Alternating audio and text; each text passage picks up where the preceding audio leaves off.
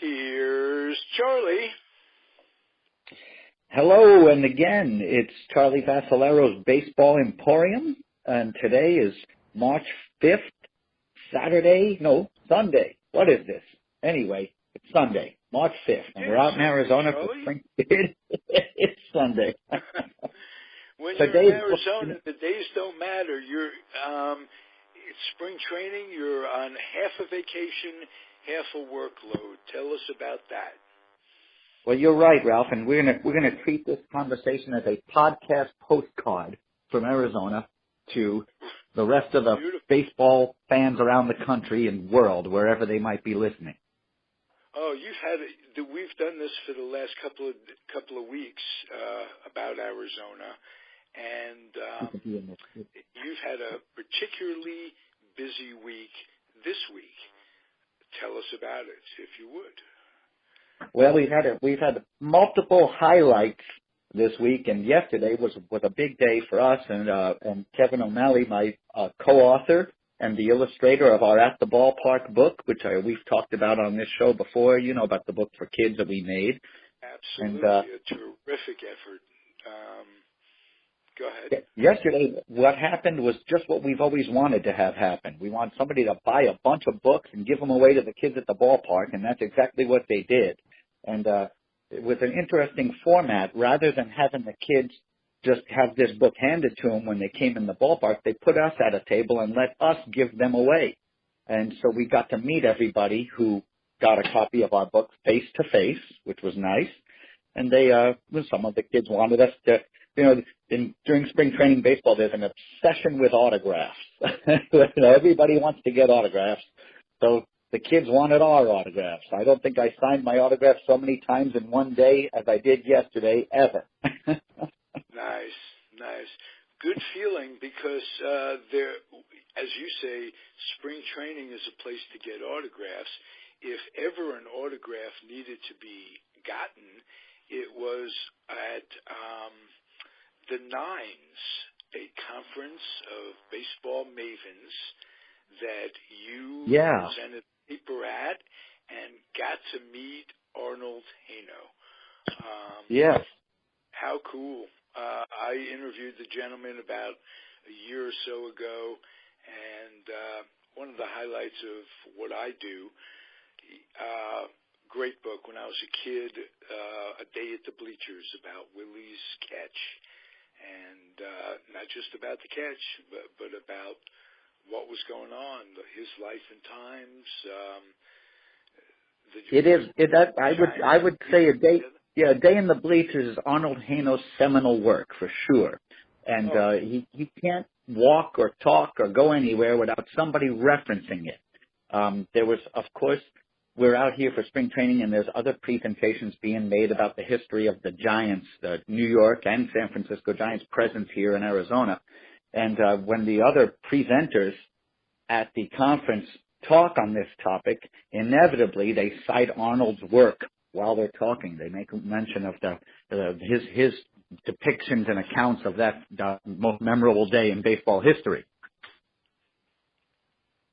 Right. And Arnold's presentation that he made, he was one of the speakers on one of the evenings where we were there, and it was absolutely hilarious. The topic of his paper was things I hate in baseball. And he went on a fantastic stream of consciousness rant where he just kind of laid it all out and let everybody have it. Wow. What was number one? Well, there was a running, I'll give you the theme. There was a running theme to what he was talking about, and what he doesn't like is what we would refer to as the dehumanization of the game. These new rules designed to speed up the game or eliminate umpires, things like that. The instant replay, the new intentional walk rule. He doesn't like any of those things, and I agree with him on all accounts. Right. We talked about the intentional walk rule last week, and you were so articulate about that and succinct. It doesn't need to grease the way for other changes. And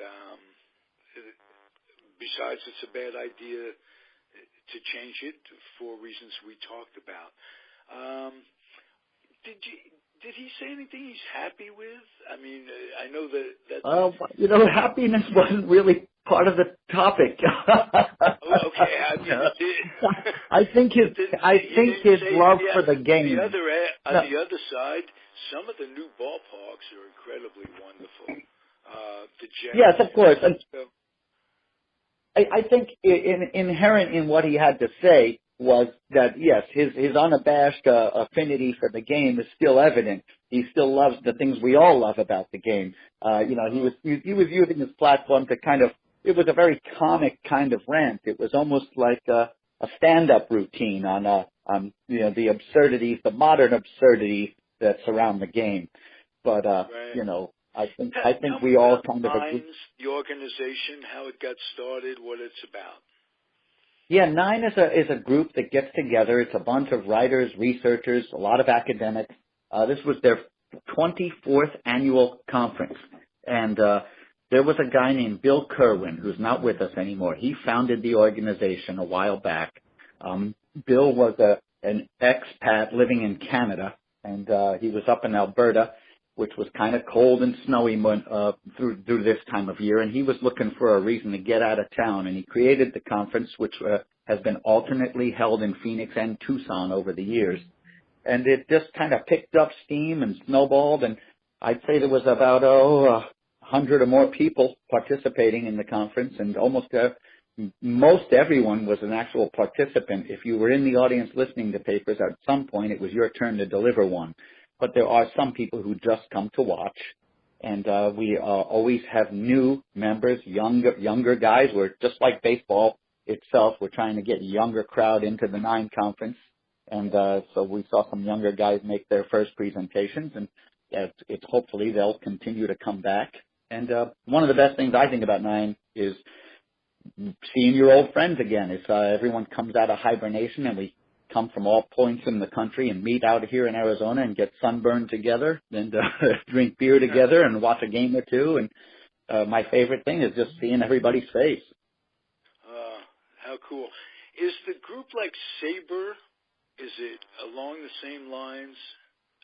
There's a lot of crossover demographic there. There are Sabre members who are Nine members. The great John Thorne, MLB's historian, he's in town for both the Nine conference and the Sabre Analytics conference, which is beginning today or tomorrow. They didn't quite overlap, but they fall right into each other. And the presentation of the Harold Seymour Award, which is a Sabre award for the best baseball book of the year, was presented last night at the Nine conference as well. So there's some crossover there. I'd say Nine is slightly different than Sabre in it's not quite as formal. And it's not quite as number-oriented, although there were a few presentations that had that element to it, statistics, but that wasn't really the focus. It's more of a social and cultural study. Gotcha. So you're talking more about the humanity of the players, what they rather than their statistics. And their effect on our culture in general, baseball and pop culture, the crossover of those areas, and all sorts of things like social and political studies. There's a lot of very politically oriented pieces. Our keynote speaker last night was Adrian Burgos. Do you know him? He's a history professor, and he specializes in Latino history and sports history, and he does a lot. He created the La Vida Baseball wing of the National Baseball Hall of Fame. They hire him to talk about Latino studies and things like that. So his paper was last night about a couple of Cuban players that he feels have been overlooked by the Hall of Fame for what could be described as political reasons. Minnie Minoso and Louis Tiant. He made it. Who's the other one? Louis Tiant. Louis. El Tiante. Yeah, the great pitcher. Yeah. He's kind of they're both in a sense kind of what they used to say one step. There was a book written in the 80s that said one step out of the hall. I don't know, or something like that. It's a great study of all those who are right on the cusps. The Gil Hodges, at that time, the Rice of Boston was prominent.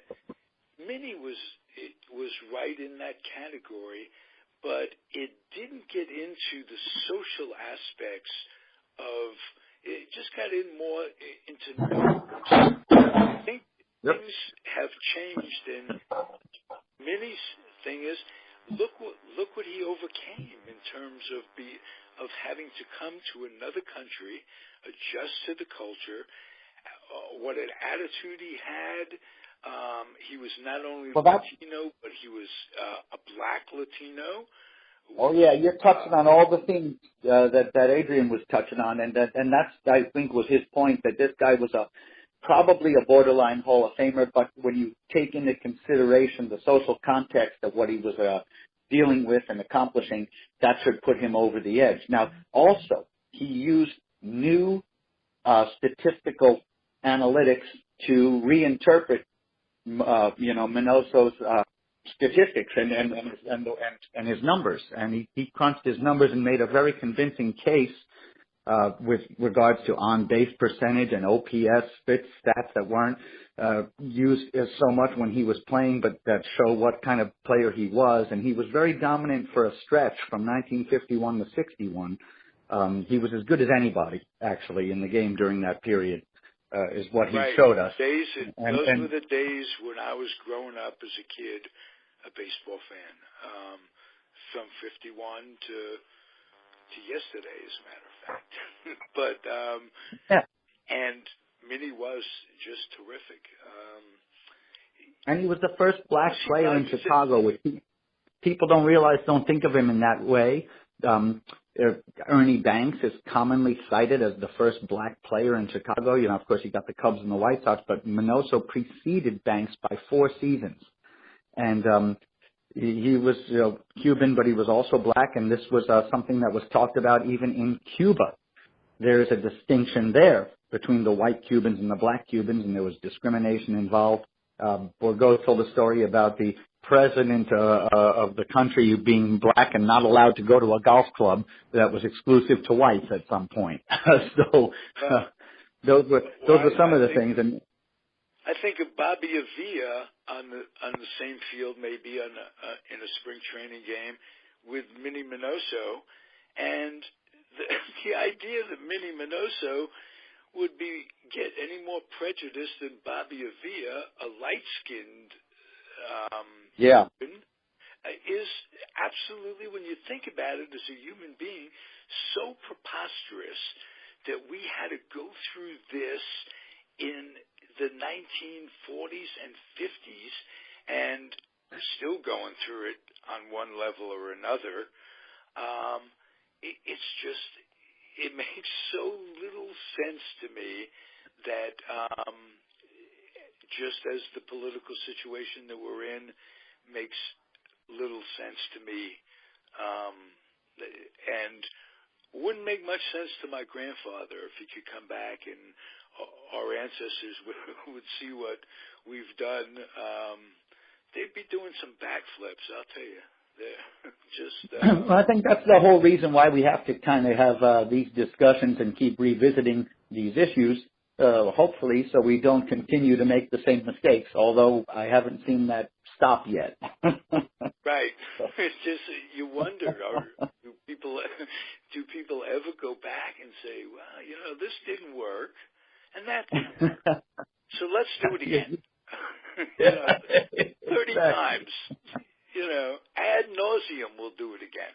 It's crazy. It's crazy making. And let me ask you, in all you've heard about Minnie Minoso, can you give us, our listeners, and me in particular, a story? Because it's me, Charlie. We've talked about this before. Me. All podcasters have that in common. Me. I want to know. I want to stay. I want to listen. Right? Well, I don't have any first-hand experience with Minoso because he goes back too far.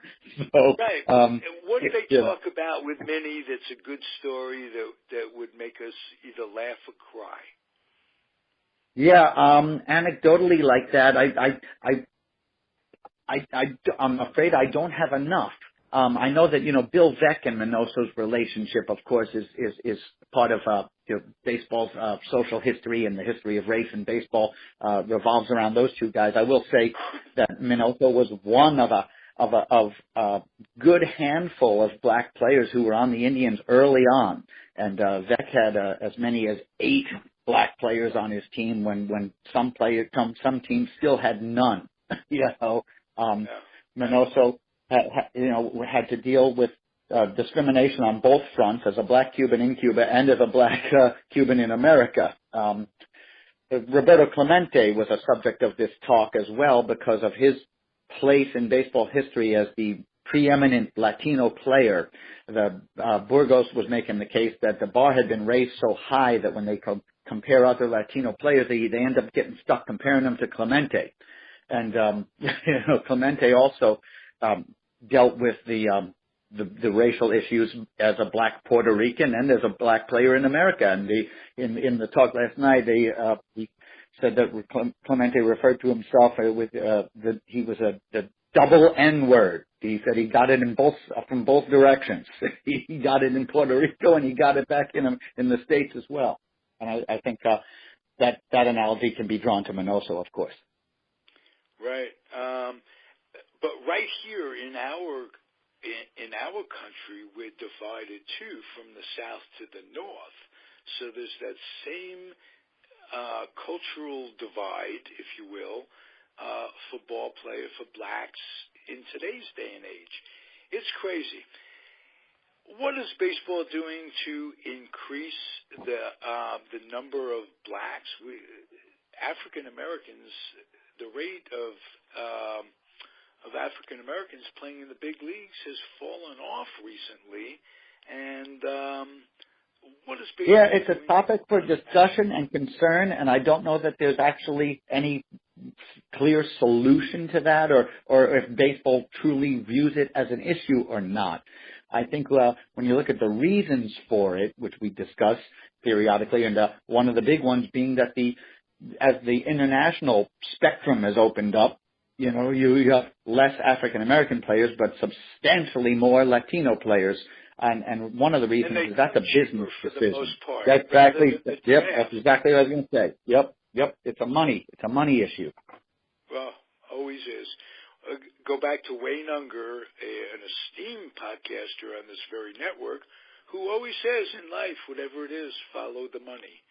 And he's right more times than he's wrong. And that's kind of sad. But there have been some rule changes. If not a draft, there's a certain thing going on with signing Latins that was changed. Can you tell me what that was? It has to do with amateur status, and I guess not being able to necessarily, what they do is go down and hide the players that they get, these 15 and 16-year-old players that are in the academies, and kind of get locked up by the teams until it's time. But I think that's what you're talking about is not being able to do that anymore. And right, that all we're looking. I think any baseball fan, any baseball fanatic, as a historian, we just want a level playing field, and the owners cheat themselves. Basically, they try to get over on themselves, and it ends up costing more in the end. It costs more because the game is lessened, and they don't see that as a dollars and cents thing right now, but the lessening of the game will cost them bucks down the line, and the purity is ending. What can I tell you? What's on tap for this week for you, just out of curiosity? Well, I'm shifting gears. We're going to do another book giveaway day today. Kevin is visiting from Baltimore, and we're going to be on the concourse again with the kids, which was great fun yesterday, and we got one more day of that today. And then after the game, I go to a hotel in Scottsdale and start registering participants for a different type of conference. It's the Rhodes Scholar Elder Hostel Baseball Program. And you might be familiar with this. This is a continuing education program where mostly seniors sign up to come out to a place like Arizona and go to ball games for 5 days and be entertained by a group of guest speakers and do baseball events on the periphery. We do things like a tour of the Diamondbacks ballpark, and we get the team organist to come in and play some songs for us. And we check out museum exhibits about baseball, and we watch movies. And it's a pretty full agenda. And I'm their coordinator for the week. So I'm the guy that counts everybody's head and makes sure they get on the bus and got their ball game tickets and kind of show them around. This group I got coming in this week are all from San Francisco. They're Giants fans. So we will be going to Giants games almost every day. My favorite one on the schedule is Puerto Rico versus the Giants at Scottsdale Stadium. It's an exhibition game. It doesn't have any bearing on the World Baseball Classic, but we will get a good look at the Puerto Rican team against the Giants. And I think we'll see Francisco Lindor, if I'm not mistaken, at shortstop, and Javi Baez at second. Yadier Molina is catching. So that's going to be some great fun and nice cultural exchange. Right. You know, I hope they play some salsa music on the PA. I just wanted to tell the fans I'm just about to sign up for the TV program on MLB.com. They have a thing you sign up. It's like $26 a month, and you get every game on your computer, on your Android, this, that, or the other thing. My point is, the World Baseball Classic package of TV shows, of games, is on that package. So I was delighted to see I'm going to get to watch that. And the Puerto Rican team is just probably like their spring training, getting together with each other and playing some pretty good competition. Yeah, it's going to be fun. I love the World Baseball Classic, and they used to have actual brackets of the tournament here, but they don't this time. We're only getting exhibition games in Arizona, and the tournament brackets are in San Diego, L.A., Mexico City, and Tokyo. So, but at least we get to see some of these guys on their way through, and it should be a lot of fun. Oh, and how exciting for the players to represent their country. I mean, it's a bit of nationalism that you could live with. You know, nobody's oh, sure, yeah, each other or throwing bombs over the border, and that kind of thing is nice. And I think the days of escaping Cuba are done. Am I correct? Has there been an agreement along those lines where Cuban players can come here without having to leave their families, this, that, and the other? Yeah, there's been some kind of adjustment to the regulations with regards to that. I know I'm not exactly sure all of what is entailed, but it won't be the same kind of defection that you've seen in the past. Jose Abreu was in the news recently for testifying about a 3-year-old case that he was involved in, the White Sox first baseman, and the difficult time that he had in coming over. It's going to be easier for players to get here now. Yes, that's a biggie.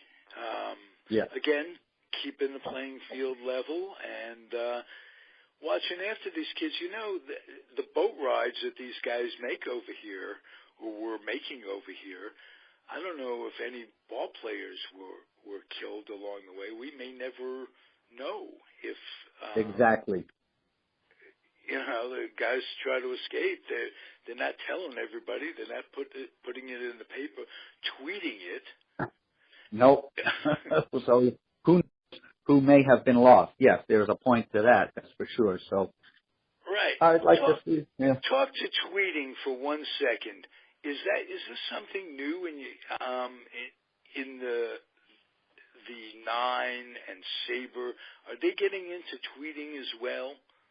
I see a little bit of it, I've been trying to do a little bit of it myself. I sometimes just forget to do it. I was at a baseball festival in the morning yesterday, and one of my friends, Barry Bloom, the great Barry Bloom, the prolific baseball writer for MLB, friend of the show, a terrific guy.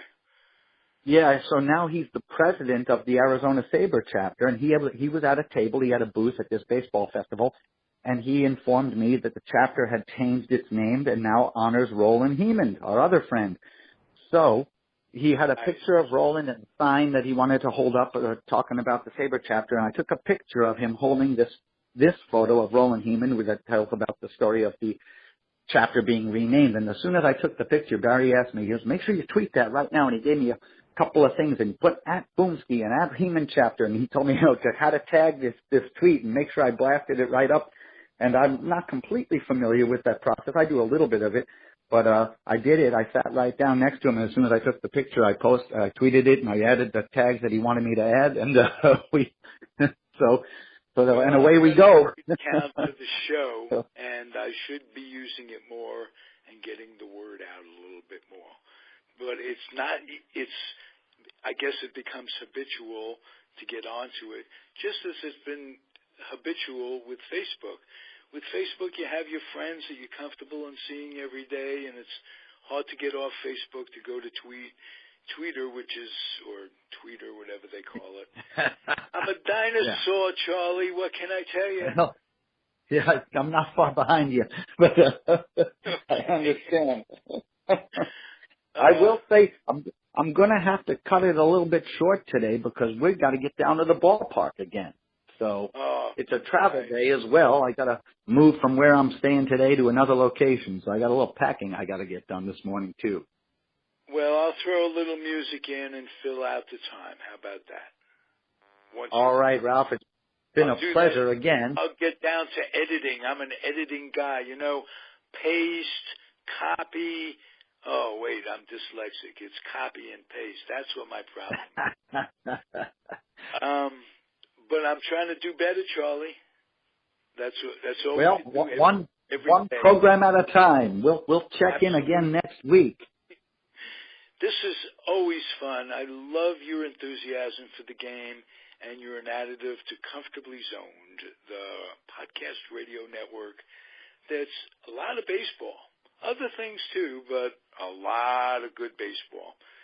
Thank you, Charlie. We'll do it next week. And you as well, Ralph. Talk to you soon. Be well and safe. Bye. Yeah. And you out there, hang in there. See you next week, everybody.